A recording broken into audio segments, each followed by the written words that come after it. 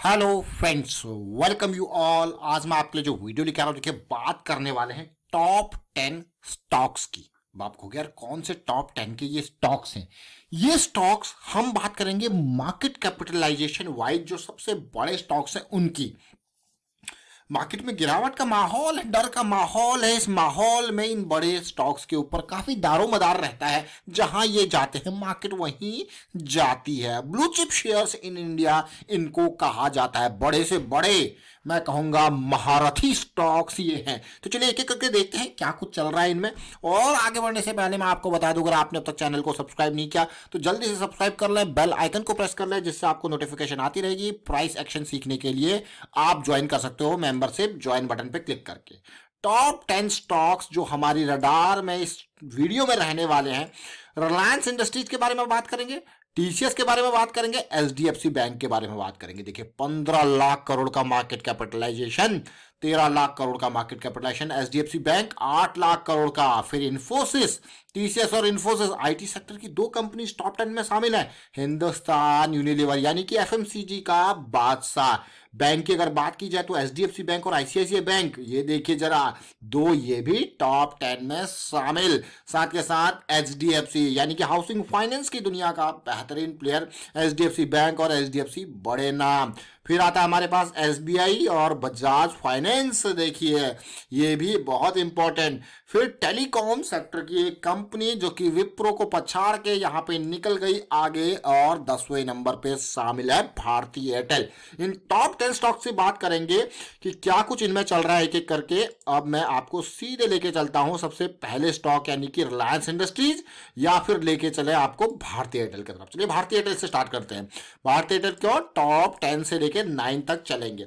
सबसे इंपॉर्टेंट बात मैं आपको क्यों कहता हूं कि कभी भी हो आपको अगर लॉन्ग टर्म पर्सपेक्टिव से इन्वेस्ट करना तो मंथली को देखिए, मंथली को समझिए, ये बहुत इंपॉर्टेंट है। आप जरा तसल्ली से देखें, आप खुद यहां पे आंसर दोगे कमेंट के थ्रू। देखिए भारती एयरटेल में तेजी आई, करेक्शन आया और ये ब्रेकआउट के लिए करेक्शन है।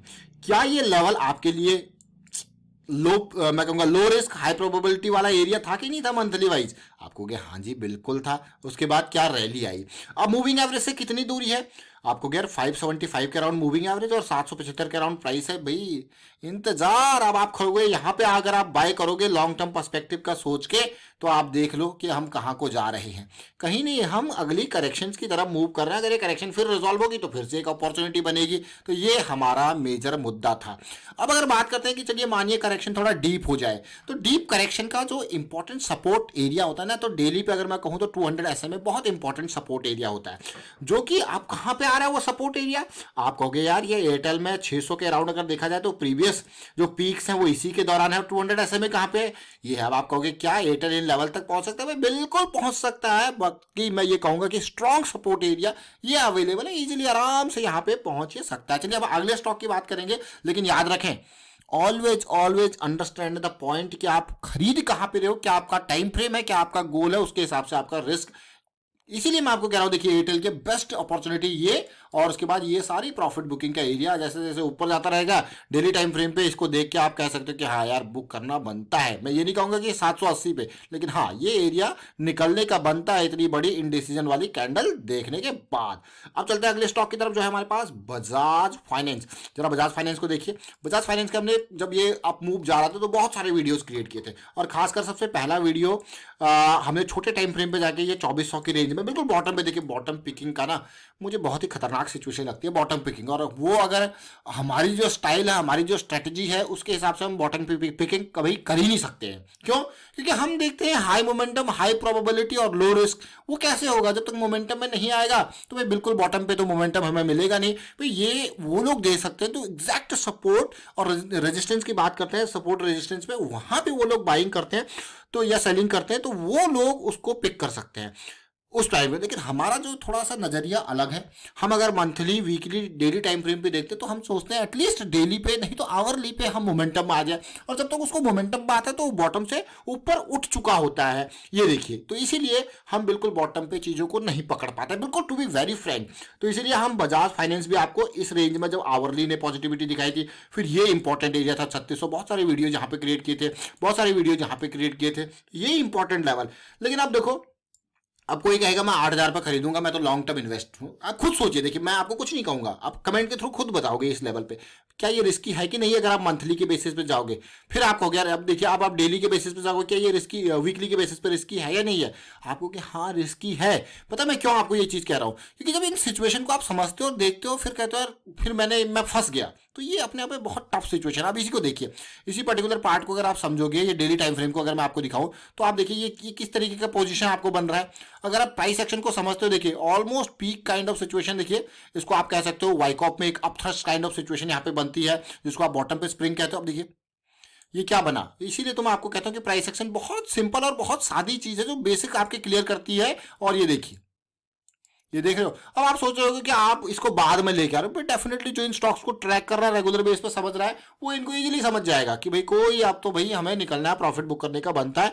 अभी अराउंड 200 SMA के अराउंड फिर सपोर्ट लेने की कोशिश करेगा, चीजें रिवर्स होंगी तो फिर से हम एंट्री करने की कोशिश करेंगे। देखिए लॉन्ग टर्म के लिए हमेशा याद रखें, मंथली वीकली पे ज्यादा दूरी बहुत ही खतरनाक है और प्रॉफिट बुक करने वाले लोग एक्टिव रहते हैं वहां पे।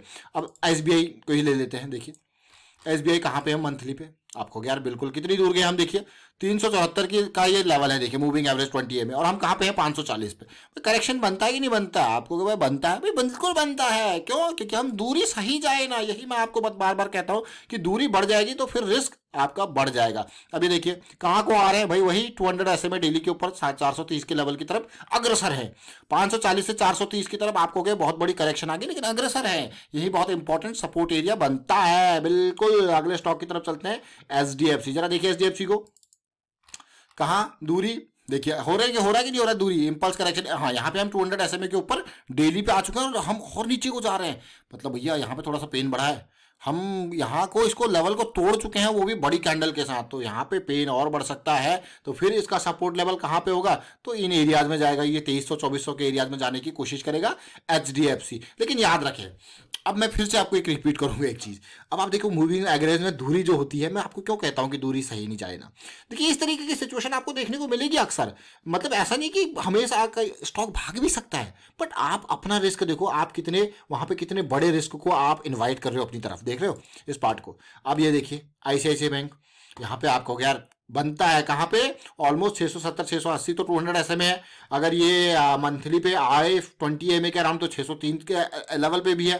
तो ये देख रहे हो आप, जब मंथली पे यहाँ पे आएगा तो वीकली पे 603 का लेवल कहाँ पे, इससे भी नीचे आने की कोशिश करेगा। फिलहाल इन करेक्शन है, और ऊपर जाने के लिए ये करेक्शन रिजॉल्व हो जाए तो ऊपर की मार्केट जिधर जाए उस डायरेक्शन में आपको जाना है। ये देखिए अब ICICI बैंक के बाद हम लेके चलते हैं हिंदुस्तान यूनिलीवर को। जरा देखिए हिंदुस्तान यूनिलीवर भाई, यहाँ पे कुछ तिगड़म चल रहा है। क्यों? क्योंकि देखिए पीक पे गया, उसके बाद यहाँ पे 200 क्या कहते हैं 20 MA मंथली पे सपोर्ट अक्सर लेता था, बिल्कुल अभी थोड़ा और डाउन आ रहा है, और मुझे तो ऐसा लग रहा है कि अब ये आने को तैयार है वीकली पे 200 SMA की तरफ, यानी कि 2000 के लेवल की तरफ। और 2000 का लेवल इसके लिए बहुत इंपॉर्टेंट है। 2000-1900 का लेवल जब आपने देखा होगा उस टाइम पे इसकी प्राइसिंग, ये बहुत इंपॉर्टेंट ये लेवल होने वाला है 2000-1900 का, तो तसल्ली से बहुत इंपॉर्टेंट। हिंदुस्तान यूनिलीवर इस लेवल पे एकदम बाउंस बैक कर सकता है। क्यों? क्योंकि भाई बहुत ही, क्योंकि ये मंथली पे इस रेंज में 2000 का लेवल यानी कि 50 MA का लेवल है हिंदुस्तान यूनिलीवर का। बात करते हैं इन्फोसिस की। इन्फोसिस को देखिए जरा, वीकली मंथली पे काफी दूरी है, इसका ये मतलब नहीं भाग नहीं सकता, भाग सकता है, बट आपको अगर ऐसी सिचुएशन में अगर आप ट्रेड करना है तो वो लॉन्ग टर्म नहीं, वो शॉर्ट टर्म पर्सपेक्टिव पे, डेली पे, मंथली, डेली पे या आवरली, उनके बेसिस पे। क्यों? क्योंकि भैया हमें हम मंथली पे काफी दूरी है। Always understand this point. अगर आप कहते हो कि आप लॉन्ग टर्म पर्सपेक्टिव से पोजीशन बना रहे हो तो मंथली पे या वीकली पे हम 20 MA के नियर होने चाहिए, और हमारे जो रिस्क है वो उसी के हिसाब से मैनेज होगा। अब मैं आपको लेके चलता हूं SDFC बैंक की तरफ। आ रहे भाई SDFC बैंक में भी काफी नीचे को हम आ रहे हैं, अग्रसर है बिल्कुल इनडिसीजन। ये कैंडल अक्टूबर सीरीज से स्टार्ट हो चुकी है, धीरे धीरे करके नीचे आते जा रहे हैं, और ऐसा लगता है कि HDFC बैंक में भी हमें ये जो लेवल ऑफ सपोर्ट है 1300-1400 ये काम करेंगे। अगर ये नहीं करते तो फिर हम वीकली पे 50 EMA की तरफ 200 SMA की तरफ अग्रसर हो रहे हैं, यानी कि 1200-1300 की रेंज। भाई देखिए जरा, बहुत इंपॉर्टेंट। अगले स्टॉक की तरफ चलते हैं जो हमारे पास है TCS अगेन जरा देखते हैं 200 SMA डेली। सबसे देखिए 200 SMA का बहुत रोल होता है, इसकी अपनी साइकिल्स के ऊपर हमने बहुत वीडियो क्रिएट कर रखी है, मेंबरशिप वाली सीरीज में आप देख सकते हो, बहुत अच्छे से आपको एक्सप्लेन किया गया है। हर टाइम फ्रेम का एक 200 SMA का साइकिल है, उसके डिटेल में उसके बारे में बात कर रखी है। और साथ के साथ अगर जैसे अभी हम TCS में मंथली पे काफ़ी दूर है और एज यूजुअल करेक्शन की रिक्वायरमेंट है और करेक्शन इन प्रोग्रेस है। और अगर मैं कहूँ वीकली पे ये करेक्शन अगर कुछ इस तरीके से होती है, देखिए टीसीएस जैसे बड़े बड़े शेयर है, इस तरीके से ये नीचे आने की कोशिश करता है और एटलीस्ट इन एरियाज में भी अगर ये आता है, देखिए ये 200 SMA, अगर ये और डीप करेक्शन होती है तो फिर और ये नीचे इन एरियाज में जाने की कोशिश कर सकता है। देखिए अब स्टेप बाय स्टेप, अब और अगर ये नीचे जाता है इन एरियाज में जाता है तो फिर देखिए स्टेप बाय स्टेप प्रोसेस, क्योंकि हमारे पास क्या है, हमारे पास जो सिचुएशन है वो डाउन ट्रेंड में जाएगा तो लोअर हाई लोअर लो की सीरीज बनाते हुए चलेगा। ये देखिए अब चलते हैं रिलायंस इंडस्ट्रीज की तरफ। देखिए रिलायंस इंडस्ट्रीज बहुत बढ़िया शेयर मैं कहूँगा, और फिलहाल जो ये एक बहुत बेहतरीन करेक्शन बहुत टाइम से रिजॉल्व होने के बाद फिर से अभी ये पुल बैक की तरफ इस एरिया में आ रहा है, जो कि 2200 का ये रेंज है, क्योंकि और मैं कहूँगा पुल बैक के बाद का ब्रेकआउट भी है और साथ के साथ डेली पे 200 SMA की लाइन भी इसी एरिया में अवेलेबल है। तो फिलहाल फॉर द टाइम बीइंग ये हमारा इंपॉर्टेंट सपोर्ट एरिया, और उसके बाद और नीचे ये जाने की कोशिश अगर करता है तो ठीक है, अदरवाइज यहाँ पे से रिवर्स होता है तो ट्रेंड रिवर्सल के सिग्नल आपको मिलेंगे छोटे टाइम फ्रेम पे। तो कभी भी हो अगर आप प्रिडिक्शन करते हो तो मैं आपको ये कहूँगा कि एनालाइज करते हो चीज़ों को, तो ये मत सोचिए कि ये गया 1200-1300 पे। अब आप देखिए कि किस हिसाब से रेंजेज है और नीचे जाना है, कहाँ पे सपोर्ट एरियाज अवेलेबल हैं, और वापसी अगर होती है तो बॉटम पे मैं कहूँगा पकड़ने की कोशिश नहीं, मोमेंटम है, लेट द मोमेंटम, अपने गोल के हिसाब से स्टॉक को मोमेंटम पकड़ने दीजिए और उसके हिसाब से अपने लो रिस्क अपॉर्चुनिटीज एरियाज को टारगेट करने की कोशिश कीजिए। और फिलहाल वाइंड अप करता हूँ वीडियो को। उम्मीद करता हूँ वीडियो आपको अच्छा लगा होगा, अच्छा लगा तो शेयर जरूर कीजिए, लाइक कीजिए, प्राइस एक्शन सीखते रहिए, प्रैक्टिस करते रहिए, कमेंट के थ्रू आप अपने स्टॉक्स, अपनी जो भी आपकी थॉट प्रोसेस है, इश्यूज हैं, प्रॉब्लम्स हैं, उनके शेयर कर सकते हैं। Thank you for watching the video.